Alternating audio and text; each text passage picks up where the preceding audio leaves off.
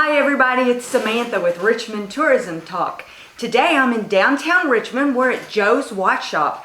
I'm going to talk to Joe Wilson. I've got my mask. We're socially distanced, so I'm going to stay over here, Joe. But we are so excited to be here to meet you. And you've got hundreds of watches in here. Tell us about your watches. Well, we have just a variety of stuff. We sell used watches and we sell some new stuff, and we have basically accumulated this. It's amazing what you can accumulate in a 40-year period, and so you just have to come take a look. So I think people around town know you as, if their watch is broken, they come in here, bring it to you, you fix it. How long have you been doing this?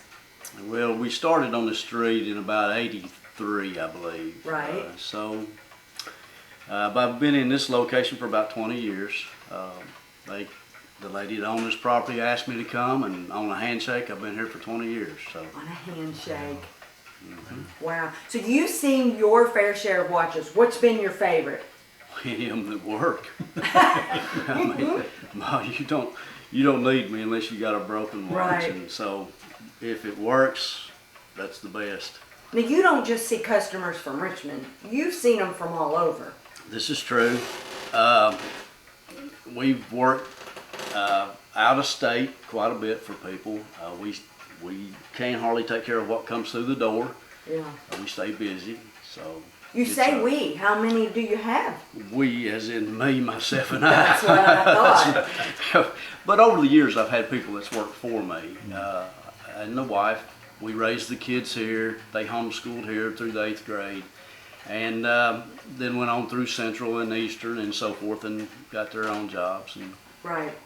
They didn't want to do this, or I'd had help. But so anyway, it's just me now. So you've even had some international people come in here, stop by and say, hey, we're checking you out. We belong to NAWCC, which is an international Watch and Clock Makers Association for several years. And so that takes in a large group of people, and they do travel, and we see them a couple times a year. So when you talk about watch shops, how many do you think there are? You're one in a few. Well, when I started, and I started working for Billy Hopper in '80, there were about 10 guys in Richmond that did watches consistently. And now if you put me in 100 miles radius, I doubt there's 10. Right. I don't know that for sure, but there's not going to be very many. Yeah, that's what makes this so unique. You have some beautiful watches in here. And not just watches, but you have clocks. And they're fantastic. Just to sit here, the soothingness of them, it's incredible. Well, the clocks and jewelry and watches kind of all run together in the jewelry business. And I've worked for a lot of jewelers, and I worked for Boulevard Watch Company at one time. I went to school in Illinois. But the jewelry, the ladies like their diamonds. Yes. I was a salesman, so. And you sold a lot. I have sold some. So what would you think, your oldest watch, your oldest clock, which one, what's the oldest one in here? A lot of people ask, and I'll always point to the little black one all the way back in the back above the window on the back side there. It's a French clock, probably 1850. When you get back past that, you get into some stuff that, I don't really like working on as much. Most of my stuff hits in the 1900, 1850 to 1920. Most all this is in that category. So do you have a favorite that you said, no, I don't want to sell this, I'm keeping it? No, anything I have is for sale. It's all for sale. Pretty much. So tell me about the clocks. Is there one that's your favorite? Is there one that you've struggled to work on that you said, this thing's going to kill me eventually? Well, there's a lot of those. But this clock I've owned a couple of times. It's a Seth Thomas 30-hour, which is a little bit unusual. And the last time I bought it back from this guy, it cost me 3 really nice pocket watches and some money. So, there is some sentimental value that you'll gather up in it. You get attached to it. And a lot of people, that's the reason why they have it fixed, is sentimental value. Can you tell over the years it's getting more difficult to fix? Parts, hard to get.